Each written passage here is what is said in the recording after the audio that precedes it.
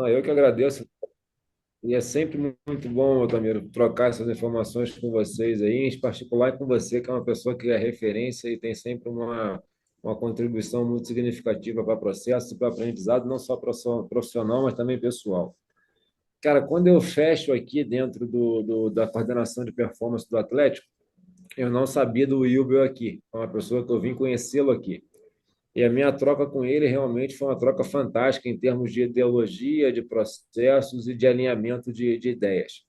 Por que eu estou falando isso com você? Porque o Yubi, quando eu chego, a gente encontra um cenário aqui que eu acho que vocês devem estar até vendo dentro de perspectivas ali, até mesmo de comunicação interna de clube, e de, digamos assim, nós sabemos que a parte externa ao clube, quando eu falo externa, é torcidas e demais, não deveria influenciar tanto nossa rotina profissional, mas pesa no dia a dia. E uma das coisas que a gente escutava muito aqui, que é esse perfil do sub-20, em especial o sub-20, não conseguia colocar com frequência jogadores no profissional. E isso era uma demanda completamente antagônica ao que eu vivia ao longo dos 7 anos que eu vivenciei no Flamengo, ali, tanto profissional quanto base. E aí, quando a gente chega aqui como coordenação, nós temos o Luiz, que é o gerente hoje, que também veio do Flamengo. Uma das prioras dentro do projeto, com a pasta da performance, era de fato tentar reverter esse cenário e principalmente botar uma caracterização de um time mais físico e mais competitivo a níveis de desempenho, principalmente sub-20, sub-17. E aí, dentro desse contexto, Altamiro, o que a gente começou a fazer? Primeiro, eu chego aqui em março, então eu não pego a temporada, mas eu consigo pegar os dados de uma temporada e principalmente as avaliações para a temporada. E realmente, quando eu comparo essa temporada com os dados que eu tinha dos últimos 7 anos do Flamengo, a gente vê um gap ali de níveis de força, de aceleração e até mesmo de resistência neuromuscular. E nesse cenário, a gente fala que aqui entre profissionais, entre amigos, eu vou externalizar coisas que eu não falaria em público, apesar de estar gravado, mas não tem problema, que era um gap que eu considero bastante significativo para níveis de performance. E aí nós começamos a reunir como que seríamos esse processo para tentar equiparar, ou então até mesmo dentro da nossa perspectiva, superar esses valores. O primeiro processo nosso foi fazer um processo seletivo com um profissional destinado a fazer o RTP e também o PDI, porque o PDI passa a ser obrigatório no contraturno, não tem escolha. Então, um exemplo, o sub-17 e sub-20, eles iriam treinar no contraturno. Eu reuni ali uma série de documentos na literatura que mostrava que após o treino, esse ganho, principalmente de massa muscular de nível superior, poderia ser interessante ser feito num contraturno para não ter sobrefadiga, não pegar o atleta já debilitado a níveis de glicogênio, de reserva de energia e até mesmo da maneira certa de falar do próprio recrutamento neural para a geração de força, que eles têm uma demanda grande no campo. E aí, dentro disso, a Certo. gente estrutura um PDI que ele vai começar com 2 dias na semana, na parte da tarde, sendo que num dia na semana ele é focado realmente para membros superiores. A gente não começa esse programa com membros inferiores. E no segundo dia ele contemplaria membros superiores e também mobilidade e estabilidade, que são fatores que a gente considerava crucial para a demanda dos atletas, onde a gente atingiu os maiores níveis ali de, digamos assim, de déficits funcionais dentro da avaliação da fisioterapia. No primeiro mês, a gente teve aquela questão assim, não vamos fazer uma periodização, meu. Vamos começar com exercícios básicos para adaptação ao contraturno, para a retina, mas chama a nutrição. E aí eu vou falar sério com você, que é onde eu acho que foi um dos grandes diferenciais nossos.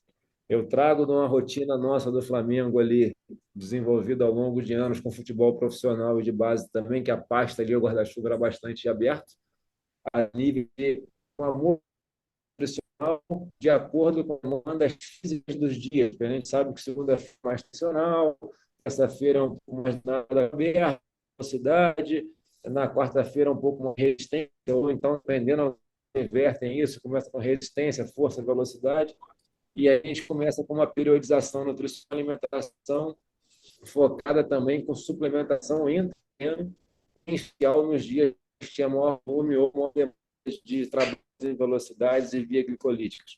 E aí eu te passo depois isso, que aí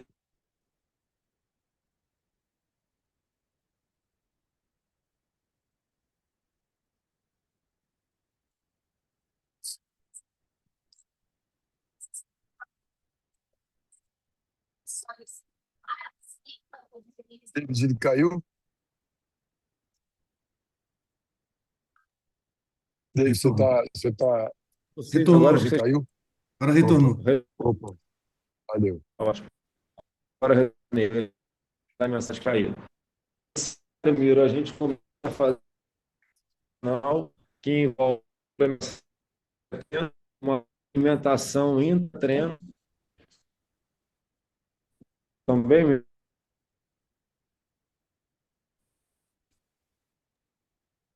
Tá bem ruim o sinal, o pessoal Internet. tá cortando bastante.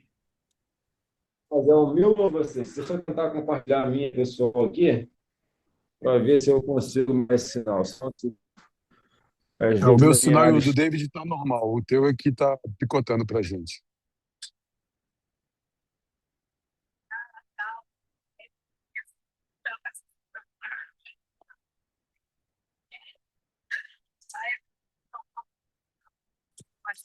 Alô? Opa, Pronto, agora eu acho que vai. Eu botei para minha internet. E aí, nesse cenário, Mira, a gente começa com uma suplementação que envolve pré-treino, tá? Principalmente ali com betalanina, com arginina, com carboidratos.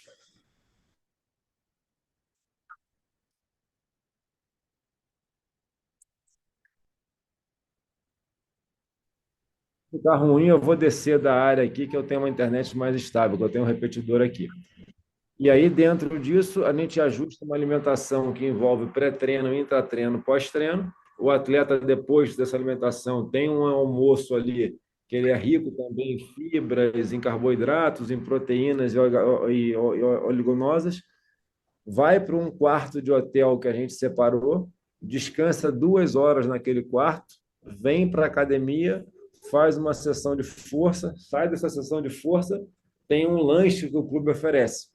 E nesse lanche ali a gente oferta sanduíches, fontes de carboidrato, proteínas, sucos, e aí ele sai dali e vai para a rotina de casa. Cara, Miro, a gente não está controlando a alimentação noturna desse atleta, porque alguns atletas nossos do 17 moram no CT. Então é mais uhum. fácil, eles são alojados, a gente ainda teria a última refeição também controlada. Alguns atletas nossos não moram, principalmente do sub-20, eles moram fora. E aí vai se passando o tempo, tem 6 meses que eu estou aqui agora, vai fazer 6 meses no mês que vem, no dia 20 do mês que vem, e a gente começa a notar uma situação muito interessante. Primeiro aspecto, qualidade do sono, sendo bastante reportada com melhora, porque os atletas têm uma extensão do sono nessas 2 horas que ficam conosco e passaram a dormir mais cedo em casa, e com isso a gente começou a ver que nossos questionários de wellness, bem-estar e níveis de força subiram. E aí Então, passaram... você já me respondeu uma pergunta aí. Vocês usam questionários e inquéritos para avaliar o sono. Vocês não usam nenhum gadget, nenhum Infelizmente, aqui na base, tecnologia vestida.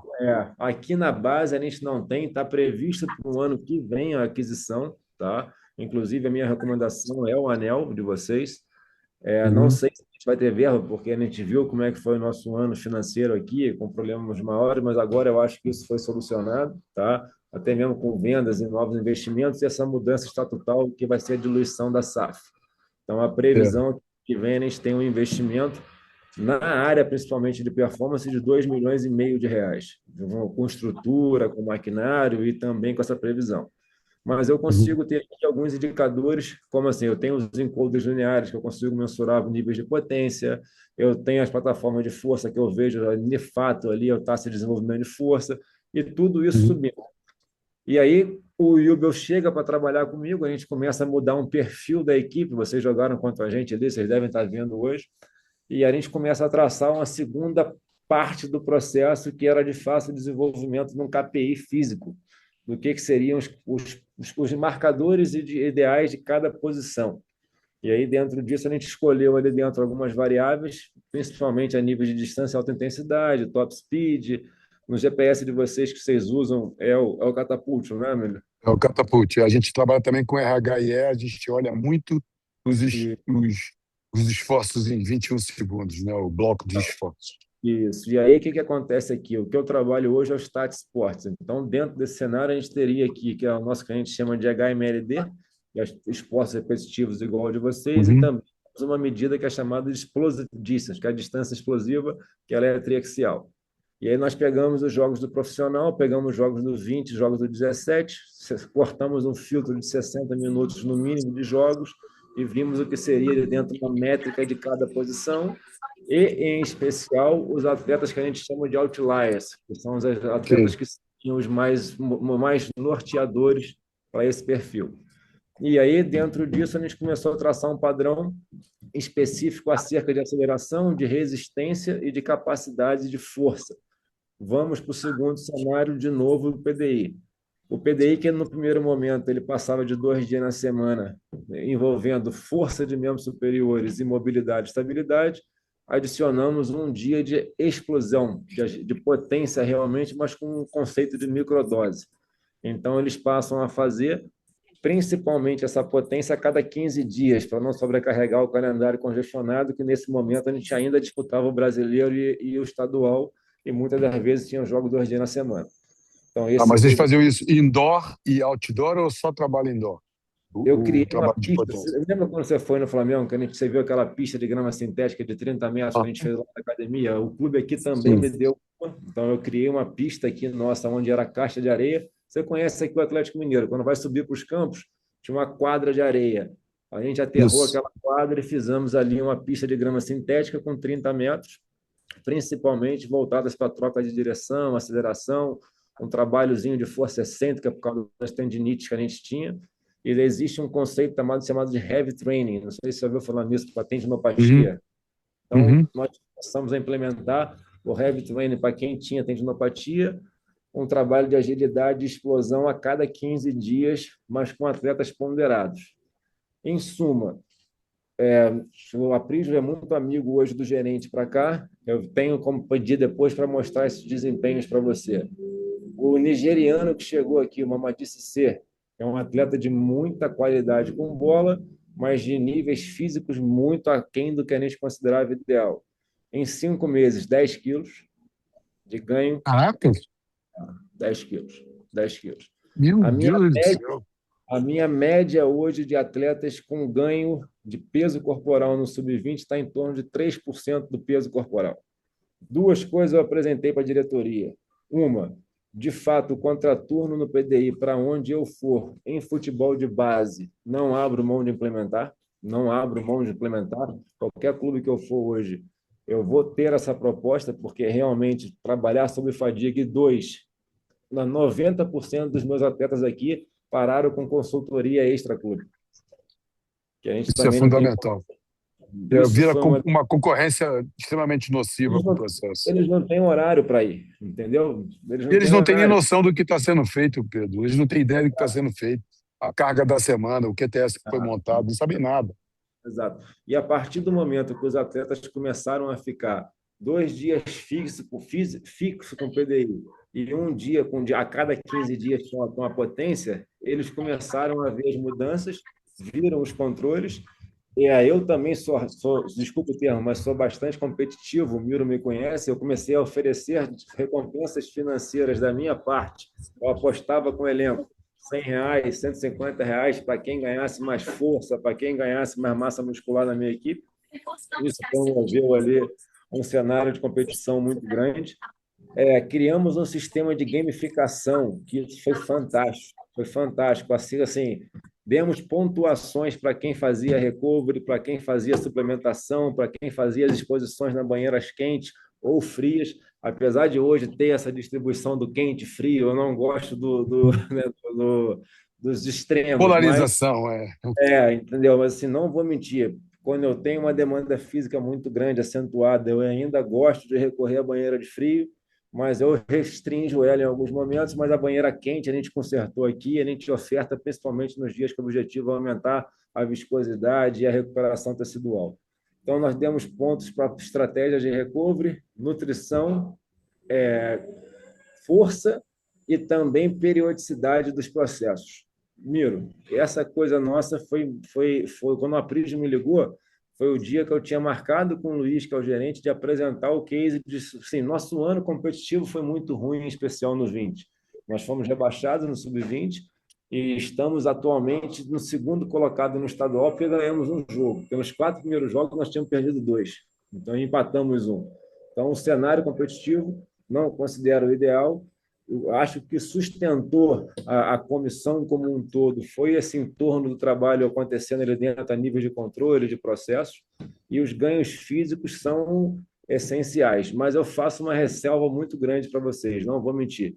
Para eu ter esses níveis de ganhos físicos no sub-20, num elenco profissional de um clube grande, não consigo parar de pensar que eles estavam subtreinados. Não tem como eu ter um ganho tão significativo de performance e achar que o trabalho foi excepcional, que eu inventei a roda. Não, para mim, realmente existia ali dentro um grupo que estava aquém do que poderia fazer. Peço desculpa que meu cachorro, adotei um cachorro aqui, ele está entrando no Não vídeo. está atrapalhando em nada, né? Então, Miro, o que que me chama atenção dentro disso? Realmente, pontos relevantes, contraturno, pontos positivos, melhora de sono, ingesta nutricional com quantidade aumentada e qualidade refinada, que a gente está ofertando o que quer fazer. Hábitos pessoais, como extensão do sono, hidratação, sendo recompensados pela gamificação que nós criamos. Alguns controles que são essenciais na rotina de um clube para processos. Tracemos os encoders lineares, principalmente para as sessões que são aquisitivas ou para as sessões que são de forma de potência. Então, na minha segunda-feira, que normalmente eu estou em 24, 48 ou 72 horas, eu consigo controlar os vetores de força e vou mensurando ali dentro os níveis de fadiga. Tá? Me deu muita autonomia a nível de ajuste fino da carga, porque a gente tem um feedback Uhum. da fadiga em tempo real. Não acho que interferimos as rodas, mas aqui no clube eles tinham uma cultura, não vou te dizer se é certa ou se é errada, mas trabalhavam com força relacionada à massa corporal total. Então, um exemplo, num dia de aquisição, chegava-se a fazer a 1,4, 1,3 em referente ao teu peso corporal. Então, se um atleta tem 100 quilos, ele podia, por exemplo, agachar com 140 quilos e depois ir para o campo. Na minha escola, foi o que eu falei com eles, eu não estou falando se isso é certo ou se é errado, mas na minha escola eu acho que isso pode aumentar a fadiga e com as estratégias dos encoders eu consegui mostrar que a fadiga estava acumulando, tivemos umas trocas dentro disso, foi benéfico para mim, porque eu comecei a ver que os meninos tinham um desenvolvimento da magnitude de recrutamento neural, mas não era um time que eu considerava potente. Não era. Eu ia para o campo e não via aquela transferência. Em suma, Perfeito. muito peso, mas não transfere isso para aceleração. Quando nós começamos com a vinda do Zago para cá, que é um treinador que gosta do futebol apoiado, gosta do jogo vertical, o tipo de treino dele também teve uma demanda acentuada de aceleração, troca de direção, cargas explosivas. O Ibo também, vocês conhecem, é um cara que gosta desse comportamento.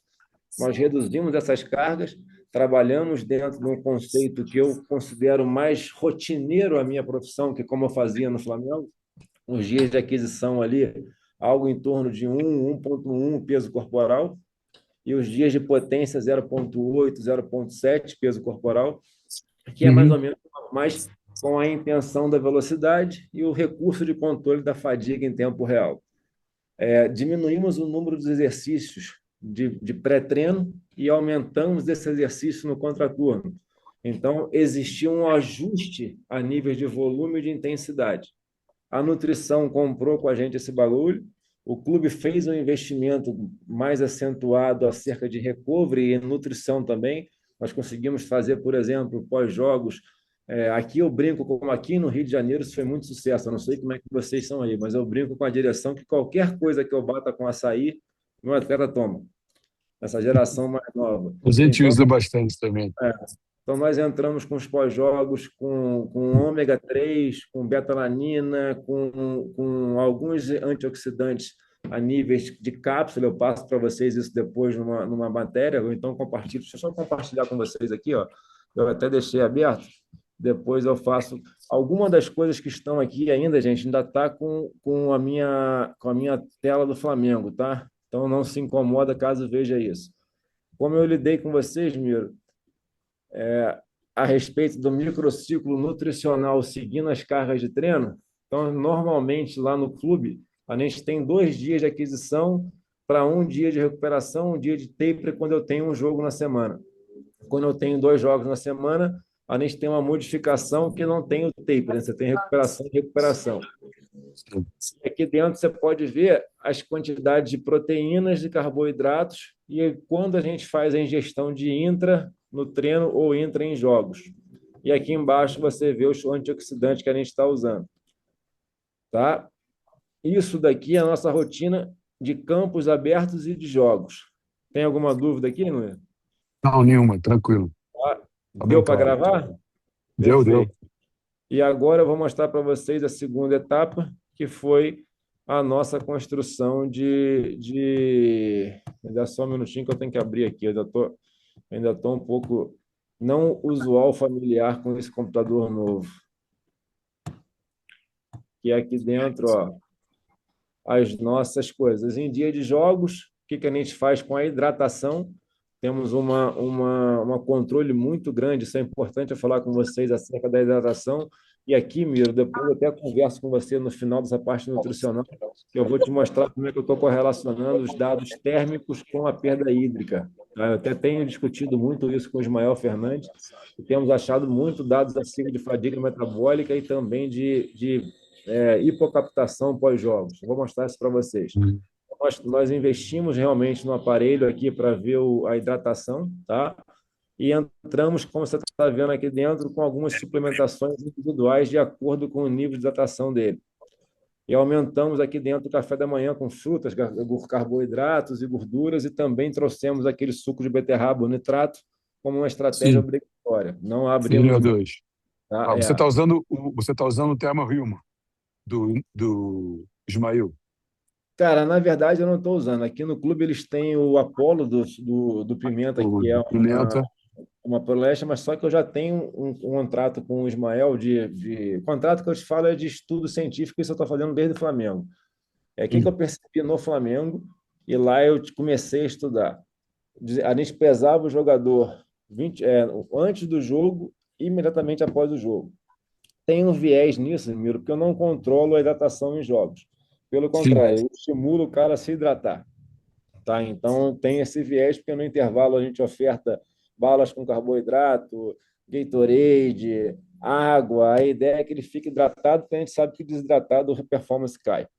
Então, assim, é que sim. eu brigo com todo mundo. Hoje, se você for pegar todas as minhas publicações, elas têm um viés mais prático do que científico. Se você é um cara que eu sei que reconhece isso, a gente já conversou sobre Muito. isso. Reconheço muito isso.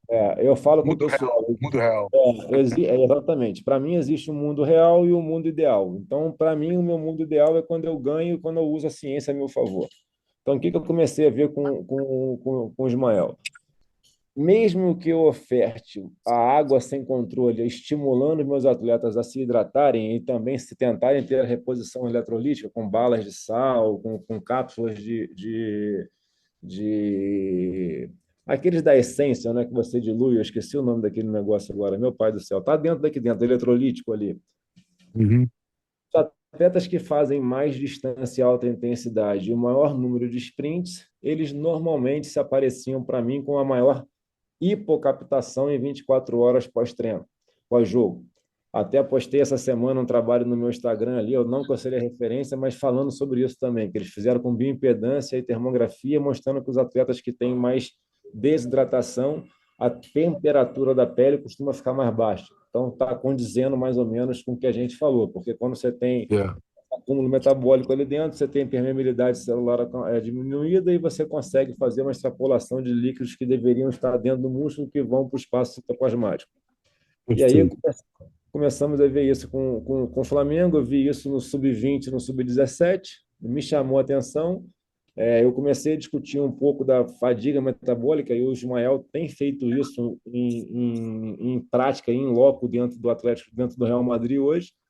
E aí ele me cedeu, de fato, uma estratégia das fotos que eu faço de controle dos jogos, eu também rodá-las dentro do Termo em uma para que a gente possa publicar isso. Então, Bacana, cara. eu tenho dados do Flamengo do ano de 2025, lá, quando eu estava lá. Nós estamos em 2024, quando eu estava lá. Eu tenho 16 jogos do Sub-20, 12 jogos do Sub-17, e agora aqui eu tenho mais 20 jogos do Sub-20 e 16 jogos do Sub-17 quando a gente fecha essa amostra. E realmente a gente está vendo isso. os atletas que têm maior perda hídrica em jogos, eles tendem a ter a maior hipocaptação e maior fadiga metabólica em 24 horas. E aí vocês conhecem aqui o Weiss, que é um médico do Atlético, daqui do clube, do Atlético Mineiro? Não, Ele é não. um dos maiores especialistas que eu vi de análise de ultrassom. E aí a gente acabou conversando com o Ismael e com ele, a gente está estendendo essa amostra agora envolvendo termografia 24 horas antes do jogo, peso corporal antes do jogo, peso corporal imediatamente após o jogo, termografia em 24 horas, análise de ultrassom em 24 horas, salto neuromuscular em 48 horas. E o dado está bem interessante, a níveis de dano tecidual e também de desidratação. Então, um exemplo, tudo isso que você está vendo aqui dentro hoje, repara a quantidade de informação de água e de reposição eletrolítica que a gente tem focado. Porque isso a gente está vendo que realmente influencia no dano tecidual e na capacidade de resistência à performance. Tá? Chamando-se resistência à performance é capacidade de sprint e de resistência ao sprint.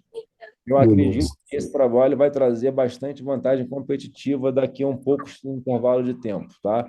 Então, você começa a ver que dentro da nossa estratégia de hidratação, que isso a gente não faz, e reparem que a gente hidrata como se todos fossem jogar 90 minutos, tá? Perfeito. Agora vocês vão ver aqui dentro a estratégia nutricional, que é realmente ali dentro do jogo, né? Nos intervalos e na parte que envolve almoço, tá? Então a gente aumenta ali dentro tudo que a gente já faz. Aumento de carboidrato, proteínas mais simples de digestão, frutas vermelhas, entra ali dentro com líquido, manta com a parte do carboidrato, entra com a parte nossa do suco de beterraba e também estamos dando a creatina que ali dentro a gente também teve um trabalho com nutricionista. Esse nutricionista hoje está no Bahia, no profissional, ele sai do Flamengo para o Bahia profissional, e ele também mostra a importância da creatina em reter líquido. Então, dentro disso, a gente também prescreve não só para poder aumentar a fonte energética, mas também numa tentativa de conseguir manter o aumento de água intracelular, tá? Carregada pela creatina. Carregada pela creatina. Aí aqui dentro você já começa a ver a nossa nutrição dentro dos dias de jogos, já com pastilha de eletrolítico, escudo de creatina, tá? A percentual mínimo de carboidrato que a gente vai acertar no café da manhã, também tendo essa parte toda. Eu vou passar um pouquinho mais rápido, porque eu sei que vocês estão gravando, tá? Uhum. Aí agora vem na refeição pré-jogo. Aqui dentro a gente já começa a ver que a gente já está entrando mais uma vez com o nitrato, mas importando dentro dele também não só o nitrato, mas também com uma fonte de carboidrato, tá? Certo. Pensando nessa reposição hídrica. E depois a gente começa a fazer uma parte de, antes do jogo, a entrar com os efeitos de antioxidação, tentando aumentar aquela parte, mantendo os níveis de água que a gente já deu, digamos assim, uma acrescentada antes, tá? E aí, antes do aquecimento, a gente se repara que a gente já começa a fazer de novo uma ingesta de carboidratos de alta absorção e, mais uma vez, também aumentando a parte de reposição hídrica, tá? Então, isso foi uma das coisas que a gente fez contato e fez bastante diferença. As estratégias nossas imediatamente durante o recovery já entra com água. Você vê que a gente foca muito dentro dessa parte de oferta de hidratação e uma tentativa de manter aquele atleta hidratado com eletrolítico ou com as cápsulas de sal, tá? As Uhum. estratégias de recovery, imediatamente após o jogo, também negociável. E aí eu volto a te dizer, Miro, volta naquela gamificação que a gente fez. O cara ganha ponto quanto faz, e no final da semana a gente tenta dar algum tipo de benefício para aquele atleta que foi o que mais pontuou. Às vezes ele pode sair mais Perfeito. treino, às vezes a gente dá ali dentro um mimo para ele que ele fica de fora de um trabalho, ou então, às vezes, dependendo do que o treinador faz, até mesmo uma folga coletiva para ele. É óbvio que isso tudo é negociável, tá? Então, Claro, claro. você começa a ver que essa parte daqui existe um cuidado entre reposição glicolítica. Isso é uma das partes que a gente sabe que não adianta você tentar suplementar demais, porque parece realmente que existe ali dentro um limite fisiológico de restauração do glicogênio. Os níveis hepáticos a gente vê que recupera mais rápido, mas em níveis musculares a gente sabe que não. Isso é uma das dúvidas que, se Deus quiser, vai ser uma das próximas fases minha de pesquisa prática. Eu pretendo comprar ali dentro alguma das maneiras. Hoje já, a gente já sabe que tem um ultrassom que está permitindo ver as reservas de glicogênio a níveis muscular. Está dentro do Uhum. meu orçamento para o ano que vem, tá? Não sei se eu vou conseguir, mas se eu conseguir isso, a minha ideia é me debruçar ainda mais acerca do que acontece no tecido muscular a nível de ressíntese de glicogênio e restauração de níveis é, basais, digamos assim, de carboidrato, e não porque a níveis de supercompensação, tá? Eu não consigo te dizer isso com prioridade, mas está dentro do nosso escopo hoje desenvolver isso. E aqui você vê o que a gente faz dentro do pós-jogo imediato, tá? Aí Beleza. a grande coisa do que a gente faz já vem aqui dentro, a gente começar a aumentar a reposição de carboidrato, já que a gente começou a ver, e também focado na restauração da membrana celular, que ela é muito agredida dentro do jogo de futebol. Não só a níveis de Uhum. força, de aceleração ou então de frenagens, mas também de níveis metabólicos, principalmente dentro da parte de perturbação ali de retículo sarcoplasmático, membrana celular, ou então dessa parte de degradação da membrana de gordura, né? Depois eu passo para vocês, Miro, os conteúdos disso e as referências disso para não ficar uma coisa mais longa, tá? Então vocês já conseguem ver Tranquilo. de tudo que a gente está fazendo aqui. E aí Cúrcuma depois você está usando como anti-inflamatório, exato, agente anti-inflamatório. exatamente, tá? Ah, Aí dentro disso já começa a ver que a gente já está fazendo aquelas fases que eu te falei, 3, 4 e 5, que é esse aumento e também a conscientização desses atletas. E aqui dentro você já está vendo como é que a nossa nutrição começou a fazer essa abordagem. E reparem que a ideia é ter uma melhor qualidade de sono, por isso que a gente botou o sono em final. Tá? E uhum. reparem que uma das coisas que fez muito sucesso aqui com a gente foi a oferta de chocolates, iogurtes, que são mais palatáveis para esses meninos que têm perfil muito de bebê, né? A alimentação da base é um paladar ainda muito infantil. Então, a gente percebeu que esses agentes antioxidantes vindo do cacau, vindo do whey protein com iogurte, com frutas vermelhas, a aderência era maior. Por isso que a gente tentou fornecer uma suplementação maior proteica ao longo do sono, tá? E aqui Mais dentro, líquido. Entendi. é, e aqui dentro foi aquilo que eu estou falando com vocês. A gente começou a fazer toda a parte de restauração do glicogênio com base no que a literatura mostrava para a gente. Vocês vão ver esse documento. Eu passo para você, Miro, mostrando como é que era a suplementação com um jogos, 2 jogos e também com a alimentação intra-treino, que é aquele calendáriozinho que eu mostrei para vocês já antes de eu entrar nesse documento. Então, em suma, Hum. dentro disso, esse é o Marcelo que eu falei com vocês, é um cara também que eu gosto muito do trabalho dele, tá? Em suma disso, Miro, o que a gente pode documentar, assim, um cuidado muito grande acerca de reposição glicolítica, hidratação, membrana celular e proteína como fonte de restauração, tá? O PDI no contraturno, com os volumes controlados, em especial desenvolvimento de massa de membros superiores para ajudar na parte de recintas, e você também tem uma série de trabalhos seus que eu já li sobre isso, acerca de ganhos hormonais. Eu não dosei essa etapa, então eu não posso te dizer se aumentou ou não, mas os nossos resultados aqui de massa corporal, redução do percentual de gordura e melhora de qualidade alimentar geraram ganhos físicos, estéticos e muita mudança na rotina de sono dos nossos atletas. Então, são 3 pilares ali para mim que foram cruciais. Essa mudança foi coletiva, isso tudo está documentado. E, Miro, de coração, cara, na base, eu não posso dizer isso no profissional. Apesar que eu tenho amigos meus, como aquele cara que veio